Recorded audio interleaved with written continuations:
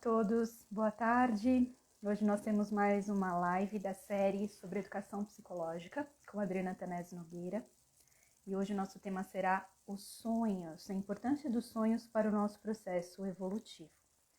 Bom, a nossa live sobre a série Educação Psicológica está baseada num curso que vai acontecer a partir do dia 9 de agosto. Serão 7 encontros online, às 20 horas do Brasil, às terças-feiras, até o dia 20 de setembro. Esse é um curso voltado para o nosso autodesenvolvimento, é um curso que vai trabalhar tópicos fundamentais para a gente dar base para o nosso processo de evolução. Temas como o ego, a mente, os sonhos, o processo de individuação, os relacionamentos, todos esses temas serão aprofundados. As inscrições estão abertas pelo site aelaedu.com. Oi, Olá, Cláudia. Adriana, boa tarde. Tudo bem com você? Tudo bem, tudo ótimo. Tá bom, hoje nós vamos falar sobre sonhos. Pois é, um assunto tão importante. Tão importante e ainda não é um assunto tão comum no trabalho de autoconhecimento, né? É Até algo que porque precisa ainda... interpretar, né? Assim, precisa entender, ter uma, como eu sempre falo, uma teoria, né? Que dê uma visão sobre o que a gente vai buscar quando a gente vê os sonhos, quando a gente sonha, o que acontece. Então, Adriana, como é que surgiu a compreensão dos sonhos no processo terapêutico? Quando isso surge pela primeira vez? Como surge e com qual função? Se é que a Surgiu gente com pode dizer assim. Freud, né? Surgiu com Freud, que publicou em 1899 o seu livrão chamado A Interpretação dos Sonhos. É um livro grande, um livro que eu considero ainda hoje muito importante, muito importante. Inclusive, vamos fazer um curso uma hora só sobre isso, juntando, porque é fantástico. Eu realmente não saberia ficar sem o Freud. Então surgiu porque ele estava buscando compreender a neurose, percebeu que as neuroses, os processos histéricos, tinham um fundo inconsciente. Os sonhos não estão ligados à consciência, porque eles são produzidos à noite, quando a gente está dormindo. Logo, os sonhos poderiam trazer alguma informação interessante, importante sobre o que está acontecendo com as pessoas. Então, depois de uma busca extensa de consultório e de autoanálise, porque ele fez a sua autoanálise, Freud publicou esse livro, A Interpretação dos Sonhos. E depois, Freud afirma que os sonhos são a via régia para a entrada ao inconsciente, né? Sim, exatamente, exatamente. É o portal. É o portal. Então, ainda sem ir para Jung, mas no caso, quando ele afirma isso e a gente tem uma terapia sem sonhos, como é que a gente consegue acessar o inconsciente? Eu sei que existem outras formas, mas se para Freud é a via régia, fazer uma terapia sem análise de sonhos é ainda uma terapia não tão completa, digamos assim. Podemos... Às vezes, por exemplo, temos duas situações. Uma em que a pessoa não sonha, por exemplo. A gente está numa sessão de análise, né, fazendo psicanálise, que é trabalhar com sonhos, a pessoa não sonha. Mesmo assim, a gente chega ao inconsciente. Não de forma talvez tão profunda como um sonho, mas podemos fazer muita coisa, porque a falta de sonhos é, na verdade, uma falta de conexão da consciência com o inconsciente, uma resistência a se lembrar dos sonhos, porque a pessoa, na verdade, está sonhando. Então, acessamos o inconsciente pelos problemas que ela traz. Tudo que a pessoa traz tem um avesso. Tem um avesso, os sintomas físicos também, sintomas das relações, problemas. Os problemas são os sintomas. Né? Mas quando ela sonha, como é que isso enriquece o processo? Quando ela sonha, traz material completamente novo. É importante dizer, né? Os sonhos, eles sempre trazem algo novo. Eles não são simplesmente uma repetição do que a pessoa já sabe. Eu estava agora mesmo em supervisão com uma aluna e um paciente dela do estágio, ele é muito resistente a sonhar, a entrar em contato com as próprias sensações, emoções e sentimentos. E aí ele sempre fala, repete mais ou menos a mesma coisa. Não, eu sonhei com a ex-mulher, com quem ele quer voltar. Não, eu sonhei com ela, que a gente estava bem. Mas a gente chegou até a duvidar que o sonho seja real, porque é o desejo dele, é um desejo consciente, ele sabe disso, ele busca isso, ele busca de fato voltar com ela. Então não é verdade que ou ele não está contando toda a realidade dele, ou esse sonho não existe. É uma das duas. O sonho nunca traz uma repetição. O sonho não é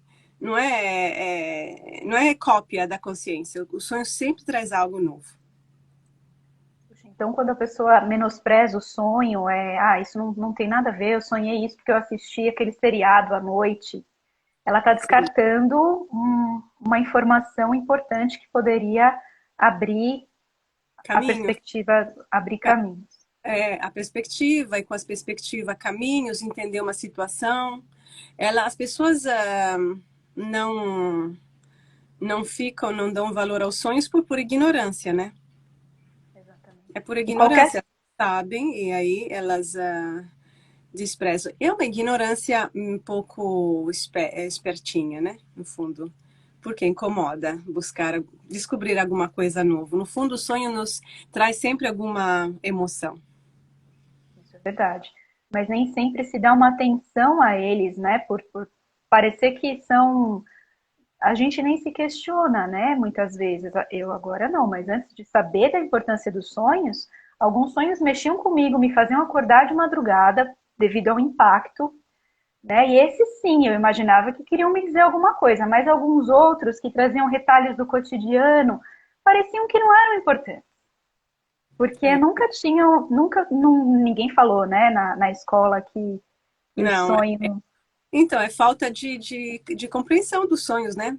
De saber o que se, para que servem, por que que acontecem até por que que acontecem, né? Exatamente.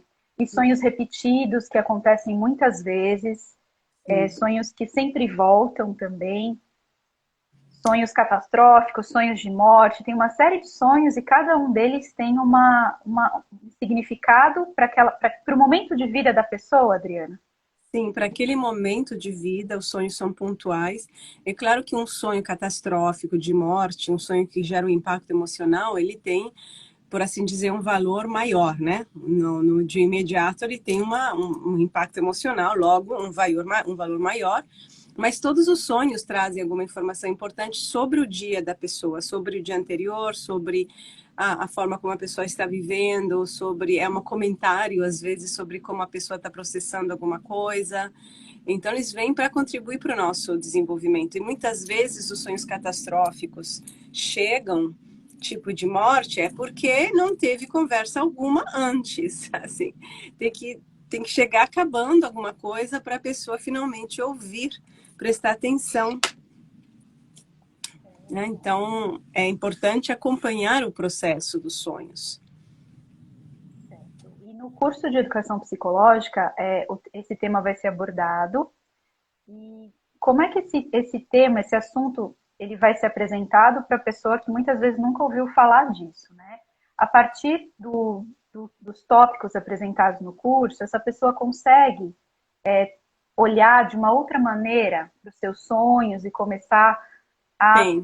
É. trabalhá-los, ainda que não num Ela processo consegue analítico que seria prestar mais adequado. atenção, né? Consegue prestar mais atenção, consegue dar ter um olhar mais respeitoso, talvez, com os próprios sonhos, né?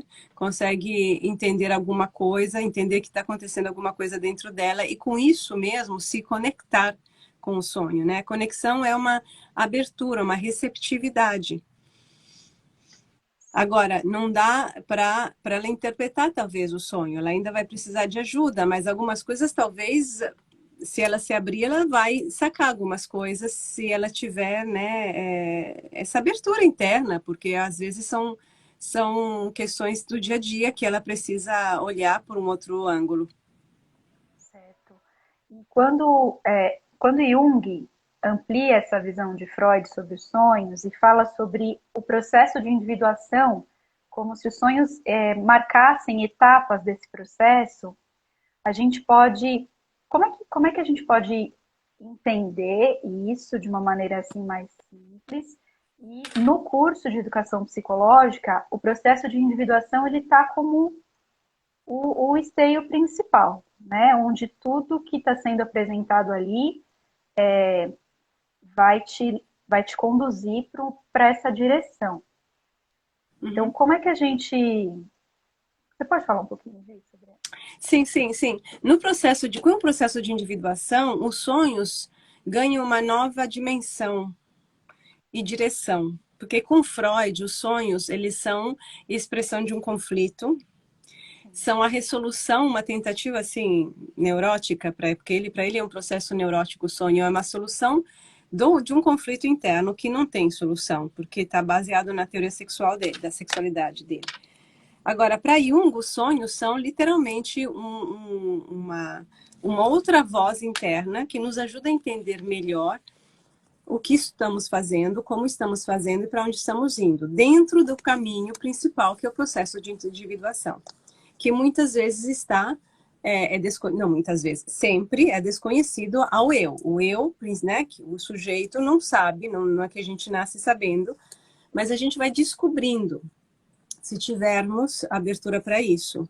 E os sonhos servem para nos mostrar os caminhos, os passos, as etapas, o que está, aonde estamos nessa jornada. Então, eles também são como um mapa que mostram É assim. interessantíssimo observar, eu peço para as pessoas escreverem os sonhos, porque quando a gente vai olhar para atrás, você vê também, Cláudia, a gente vê alguns sonhos que vão marcando literalmente a jornada. Exatamente. Eu acho muito lindo o processo. E tem outros sonhos mais pontuais, tem sonhos para assim, para entender o aqui e o agora, tem sonhos, tem vários níveis de profundidade dos sonhos. Os sonhos não vêm, por assim dizer, todos do mesmo nível. Tem níveis diferentes de profundidade, mas todos têm a sua importância. E esses níveis, eles dependem de onde a consciência do eu se encontra Também, sim. também. Tem coisas que a gente também tem que trabalhar num plano mais, vamos dizer assim, superficial, entre aspas, mais do dia a dia.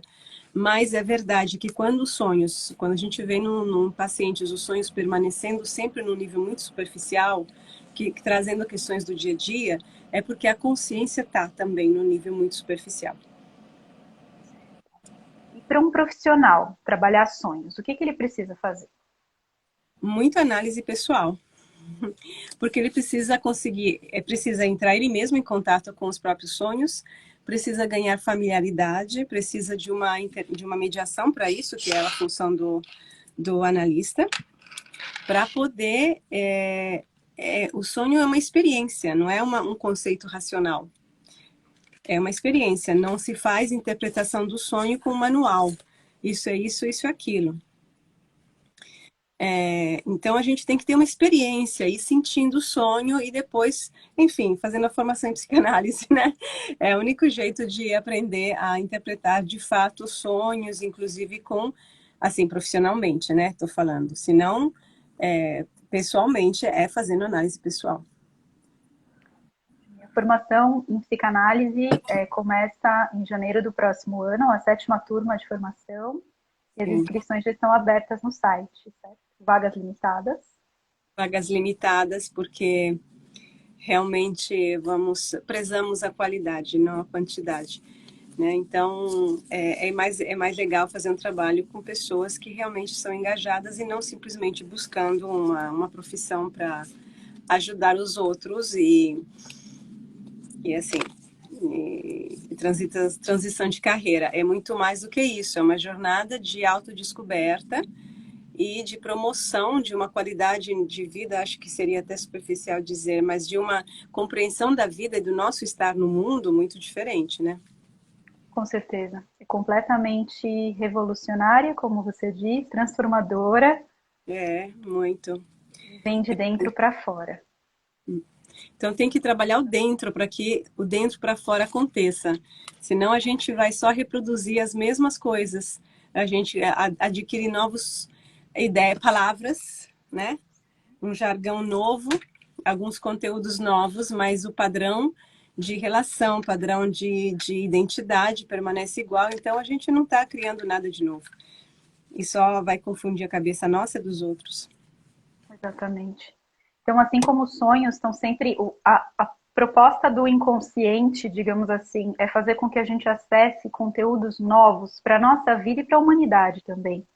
E para a humanidade, porque o inconsciente é coletivo, e como Montefosco, depois de Jung, mostra muito bem, existe um discurso, um pensamento, um discurso, é melhor falar, que nos perpassa.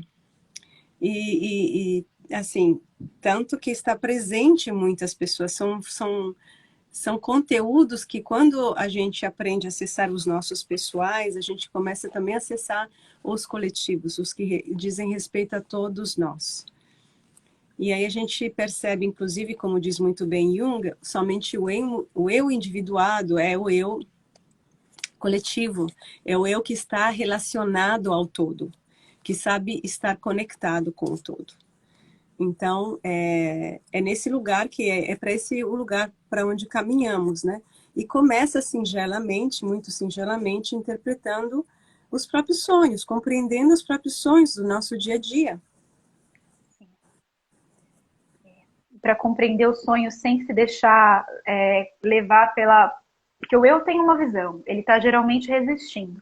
Ele pode vir com essa resistência para interpretar seus próprios sonhos também, não pode? E assim, se. Aliás, se a gente sonha, é porque tem algum tipo de resistência, tem algum tipo de bloqueio, ou é uma coisa muito nova que o sonho está trazendo. São duas possibilidades. Porque se não se fosse muito nova, tá, então eu não tem como saber. Mas muitas vezes o sonho vem porque a consciência não pensou aquilo. Então a consciência joga de escanteio, o sonho traz de volta. Como uma compensação também.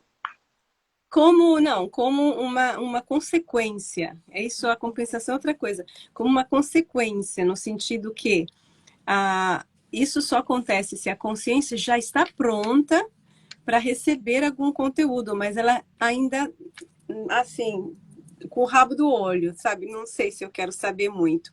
Aí o sonho pode chegar. Se a consciência não quer saber de jeito nenhum, o sonho nem é lembrado. Ele só chega para nós porque existe a possibilidade. Não, porque existe a possibilidade de a gente apreendê-lo e compreendê-lo. Estamos prontos. Então, como você diz no curso, até mesmo a resistência tem a sua função, né? Até mesmo nos sonhos ela aparece nesse processo, nesse diálogo do inconsciente com o consciente. Tem uma é Sim, sim. preciso muitas vezes que ela se apresente, né? Sim, a resistência faz parte, é um mecanismo freudiano, não é junguiano esse, e faz parte porque a gente só absorve aquilo que somos capazes de administrar, de gerir internamente, de olhar, de encarar. Agora, é verdade também que mais você foge, né, do assunto, mais complicado fica. Porque não é que a resistência ela tem uma função até que não vira um mecanismo neurótico que funciona por conta própria, né? Aí você Exato. tem ataques. E agora eu queria contar, se posso, né? Contar um sonho que eu recebi agora há pouco, em supervisão, que é bem exemplo disso. Essa é uma moça, de uns 35 anos, eu acho, que sonha muito com sonhos violentos de perseguição. De perseguição. E ela tinha. Bom, então nesse último sonho, ela está com os pais numa apresentação. E ela está com a filha dela, uma menina. De repente chegam uns capangas com armas e querendo atacá-los e, sobretudo, a menina. Aí tem corre-corre, a sonhadora busca proteger a família inteira e depois ela vê o marido dela subindo sobre um veículo com a cara pintada assim com preto, tipo guerra, indo atrás, né, dos capangas, etc. Essa é uma pessoa com muita dificuldade e ela admitiu isso, em ver o negativo. Negativo é tudo aquilo que não é perfeitamente claro, bonito, cheirando rosas, né? Porque os pais, 30 anos de casamento, nunca brigaram uma vez na frente deles. Não. Então, olha, Perfeição. né? É a perfeição total, total. Isso, porém, parece legal, assim, parece uma brincadeira que é ridículo, mas é seríssimo, seríssimo. Porque isso não é vida. Porque o negativo é o que nos permite a evolução. Se tudo está sempre bem, não temos por que mudar nada, não temos por que fazer nenhum movimento, está tudo bem. Mas é um bem fingido. Então, olha o que sonho. Depois eu entendi, conversando com a estagiária, né? Eles estão numa apresentação. É um show. É o show da família dela. Perfeita. Nunca uma frustração, nunca uma briga. Todos amando-se um com os outros. Um show. E ela tá lá com a filha. Ela já tinha sonhado com uma criança no passado, uma menina sempre. E desta vez ela assume que é a filha dela. Ou seja, essa é a criança que ela foi, que agora ela assume como própria. Assim, ela não tá, ela está junto consigo mesma. E deve ter acontecido, porque é muito comum que as crianças, que não são bobas, mas são abobadas pelos pais, né, que é para nós, percebam, por volta dos 4, 5 anos, elas têm uma visão, até antes, às vezes, entre 3 e 6 anos, clara da situação. Só que, obviamente, elas não têm um linguajar apropriado, conceitos para explicar. E ela deve ter percebido, criancinha, que tinha um fingimento na família. É óbvio. Porque qualquer criança sente as tensões por trás das aparências, qualquer criança tem sensibilidade nesse nível. Ela deve ter percebido o fingimento, a apresentação, o show. Só que ela, como quase todas as crianças, sentiu-se culpada por ter desmascarado A os próprios realidade. amados, adorados pais. As crianças são assim. Aí lá vai ela porrada sobre si mesma, ou seja, culpa. Culpa por ter visto com o rabo do olho que tem algo errado, que aquilo não é verdadeiro. Então ela se sentiu culpada porque ela estava destruindo uma imagem que os pais evidentemente mantiveram com todo o esforço possível, e ela estava desmontando toda essa idealização. Aí ela vive nesse sentimento de culpa desde então, deve ter uns bons 30 anos que ela vive assim, porque ela está lutando contra si própria por ter visto algo que não era para ver. Que não era para ver. Por isso que ela está sempre sendo perseguida, porque oficialmente a consciência dela virou como os pais. Tanto é que eles estão atrás da criança, os capangas, que era ela, que era ela criança, ou seja, a perspectiva da criança que era pura. Hoje ela não tem mais uma, ela só saca algumas coisas. Por que digo que ela deve ter percebido? Porque senão não estaria análise. Ela já tentou há pouco tempo, o ano passado ainda começar também, ela está querendo buscar um novo caminho. Então tem uma necessidade de transformação dela e ela passou já por situações muito sérias psicologicamente por causa disso, porque tem uma dentro dela que vê verdades que não podem ser ditas e tem a ela oficial que é casada com o tal marido que a ajuda, não sei como, porque eu não conheço direito a situação, a se proteger da outra si mesma que vê a verdade entendeu, que é visto como negativo. Então, Sim. essa é uma situação já bem avançada de resistência. E no caso, o sonho eclode nesse momento porque alguma coisa desse momento tocou a mesma temática, A temática provavelmente está indo de casamento. pé o tempo todo, porque é a única temática. Não falou dos pais assim, mas essa, ela tem medo de perder. Ela chega a dizer que ela tem medo de perder a cabeça, assim, de perder a noção das coisas, o senso de realidade. Porque ela está Puxa, vivendo no porque fingimento, um pedaço dela está no fingimento. E aí ela está nesse estágio, com uma estagiária boa, e aí ela teve o sonho está mostrando que o estágio, que a terapia está indo bem, que ela está avançando e que ela está pronta para começar a ver o fingimento e as consequências do fingimento. Em primeiro lugar, o sentimento de culpa que porque é uma perseguição interna, né? Todo mundo que tem culpa sabe como é que é. Exatamente. Puxa, que bacana. Muito legal a explicação, Adriana. É Já muito falei legal. sobre o curso, já falei do curso de educação psicológica no começo, mas Sim, vou relembrar que as inscrições estão abertas, que o curso começa no próximo mês, no dia 9, vai até o dia 20 de setembro. São 7 encontros online, às 8 horas do Brasil, via e Zoom. E qualquer dúvida, vocês podem entrar em contato conosco pelo e-mail, contato@eledu.com. E as outras informações estão na bio também, aqui do Instagram. tá bom. Até a próxima Muito... semana. Até a próxima. Um Na abraço. próxima semana a gente vai falar sobre relacionamento. Ih, Senhor do céu. Relacionamento. Isso. Relacionamentos. Muito obrigada, Adriana, mais uma vez. Obrigada a todos que estiveram presentes aqui conosco. Tchau, Tchau, tchau. tchau.